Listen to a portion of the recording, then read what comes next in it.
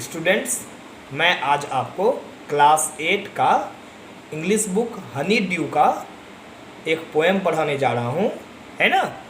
Poem है the ant and the cricket. बोलता a silly young cricket accustomed to sing through the warm sunny month of gay summer and spring began to complain when he found that at home his cupboard was empty and winter was come। ये आपके NCERT का 21 page number है जिसे मैं first stanza पढ़ा। इसमें कुछ words आया है जैसे सिली, सिली का अर्थ होता है फुलिश, मूर्ख। क्रिकेट, क्रिकेट मतलब इंग्लिश में ए जंपिंग इंसेक्ट, हिंदी में हुआ झिंगू। एक कस्टम्ड इंग्लिश में होता है यूज्ड, उसका हिंदी मीनिंग है आदि। सनी इंग्लिश मीनिंग हुआ वार्म, हिंदी में हुआ धूप से भरे, है ना। गे, गे का इंग्लिश मीनिंग हुआ हैप्पी, हिंदी में खुशनुमा। स्प्रिंग इंग्लिश मीनिंग हुआ the season of flowers, Hindi में बसंत। कंप्लेन का इंग्लिश मीनिंग हुआ मेक अ कंप्लेंट या ग्रुम्बल, शिकायत करना या बड़बड़ाना। कपबोर्ड मतलब हुआ स्टोर हाउस, हिंदी में इसका अर्थ है भंडार। ये मैंने आपको फर्स्ट पैराग्राफ का कुछ जो है वर्ड मीनिंग्स का इंग्लिश मीनिंग और हिंदी मीनिंग में है। आप फर्स्ट पैराग्राफ का हिंदी में सुनिए। एक मूर्ख युवा क्रिकेट था, गर्मी और बसंत के धूपहले महीने को गाते हुए बिता देना उसकी आदत थी। जब सर्दी का मौसम आया तो वह दुखी हो गया। खाने के लिए कुछ ना था, घर पर उसका भंडार खाली था। अब मैं आपको सेकेंड पैराग्राफ पढ़कर बता रहा हूँ। Not a crumb to be found on the snow covered ground, not a flower could he see, not a leaf on a tree, oh what will become says the cricket of me, है ना। इसमें कुछ words आए हैं जो है crumb. Crumb का English word होगा ब्रोकन, फूड, हिंदी में अर्थ है भोजन का छोटा सा टुकड़ा। दूसरा मीनिंग आया है स्नो कवर्ड, इंग्लिश मीनिंग होगा कवर्ड विथ आइस, हिंदी में होगा बर्फ से ढकी। इस सेकेंड पैराग्राफ का हिंदी में मैं आपको बता रहा हूँ। क्रिकेट को सर्दी में भोजन नहीं मिला, हर जगह बर्फ ही बर्फ थी, ना कोई फूल और ना ही किसी पेड़ पर कोई पत्ती दिखाई देती थी। क्रिकेट चिंता में बोल उठा, मेरा क्या होगा।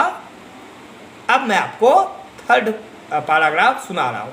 Eight last by starvation and famine made bold, all dripping with wet and all trembling with cold, away he set off to a miserly ant to see if to keep him alive he would grant।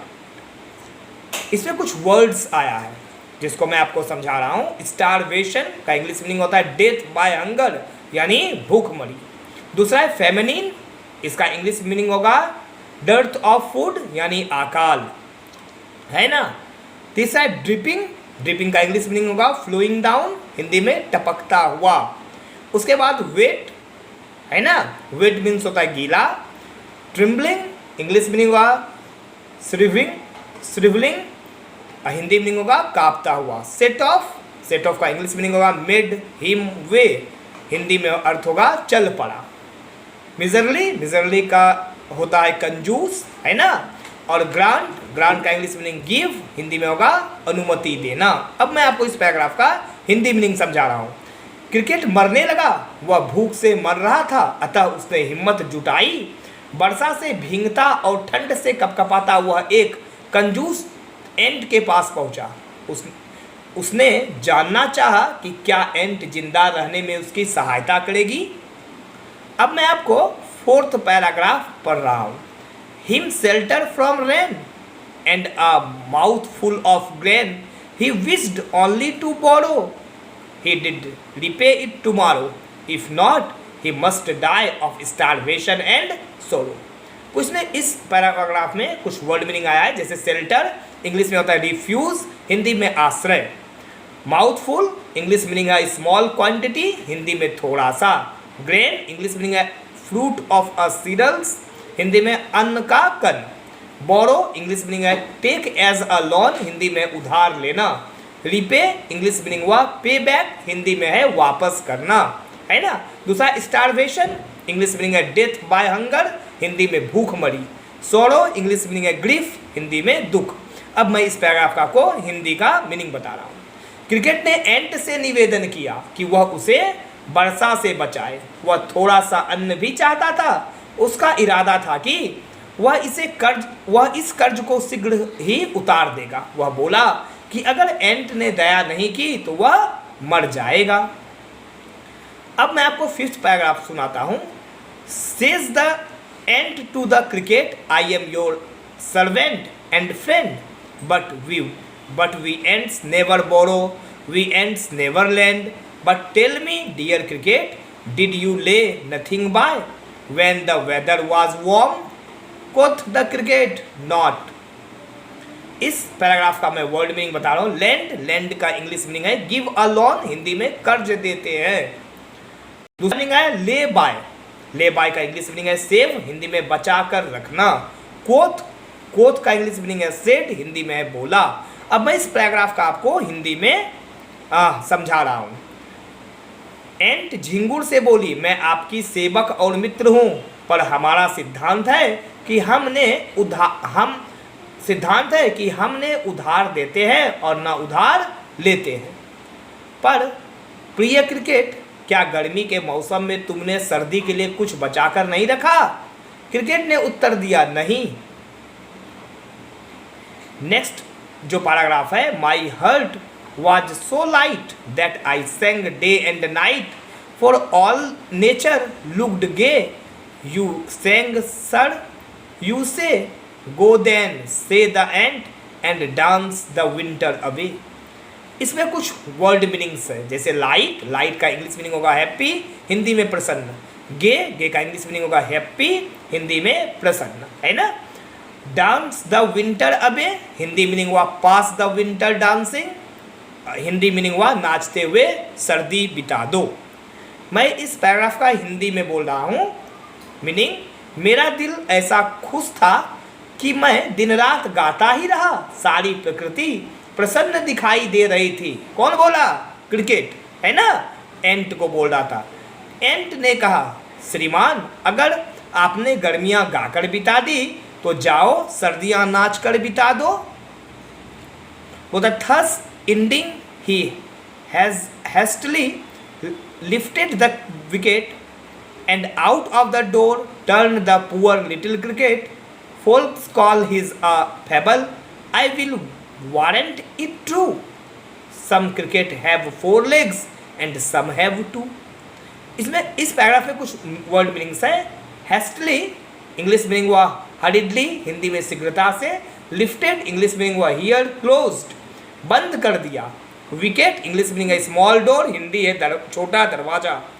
Folks English meaning people, Hindi लोग। Fable English meaning है small story with a मॉर्टल, Hindi meaning है नीति कथा। Warrant English meaning है maintain, Hindi meaning है मानता हूँ। अब मैं इस पैराग्राफ का आपको हिंदी में समझा रहा हूँ। तो ऐसा कहकर एंट ने दरवाज़ा बंद कर दिया। इस प्रकार बेचारा यंग क्रिकेट एंट के घर के बाहर निकला। लोग कहते हैं कि यह एक नीति कथा है। पोएट का विश्वास है कि यह सच्ची बात है। वह कहता है कि संसार में 2 पैरों वाले ऐसे लोग हैं जो कहानी के 4 पैरों वाले युवा क्रिकेट की तरह व्यवहार करते हैं। आशा है आपको पोएम समझ में आया होगा, है ना। अब आपका पेज नंबर में कुछ क्वेश्चंस आंसर है जिसे मैं बता रहा हूँ। आप पेज नंबर 23 देखें, working with the text. First question है, the cricket says oh what will become of me, what does he say it and why. Answer है, the cricket speaks these words on the arrival of winter, he says so because he find that there is no food for him in his house, है ना। दूसरा question है, दूसरे question में 2 question है। पहला है, find in the poem the lines that mean the same as neither a borrower nor a lender be, है ना। तो इसका आंसर होगा फर्स्ट का, the line is we ant never borrow we ants never lend. दूसरे question का दूसरा question है what is your opinion of the ants principle. इसका आंसर होगा I do not agree with the ants principle, on the other hand I believe that a friend is a friend indeed. Third question है the ant tells the cricket to dance the winter away, do you think that word dance is appropriate here, if so why. Third question का answer है yes the word dance is appropriate here, it is so because the cricket had spoken of his love of singing and dancing go together. Question 4 में 2 question है, मैं पहला question आपको बोल रहा हूं which lines in the poem express the poet's comment, read them aloud. Answer होगा 4 का फर्स्ट का the lines are false call his a fable, I will warrant it true, some cricket have 4 legs and some have 2। 4 का second question है write the comment in your own words. Answer होगा people say that this is a short story with a moral, however it is true there are people in this world who spend all their earnings, they do not save anything for the future, in the moments of crisis or in their old age they come to grief, they find they have no money to depend upon, such people says the poet are like the cricket of the story। Question 5 है if you know a fable in your own language narrate it to your classmate. ये class 5वां question है, 5th question कई guides में लिखा हुआ है कि अटेम्प्ट योर सेल्फ, आप अपने से अटेम्प्ट कीजिए, लेकिन मैं इसका आंसर आपको बोल रहा हूँ कि इसका आंसर ऐसा हो सकता है। बोलता once there was an old man he had 4 sons, these sons always quarreled with one another, so the old man was sad, when he was about to die he called them all, he asked them to bring 4 sticks, then he asked them to tie them in a bundle, after that he asked each of them to break the bundle, no one could do it, then he united the bundle and gave a stick to each of them, they easily broke them, thus the old man explained them the value of unity, he told his son that if they remained united no one would ever harm them। आशा है कि आपको the ant and the cricket का जो poem है उसका meaning, word meaning समझ में आया होगा। मैंने आपको इसका क्वेश्चन आंसर भी बता दिया है, आप पॉज कर बार बार इसे अपने कॉपी में नोट डाउन कर लेंगे। Thank you.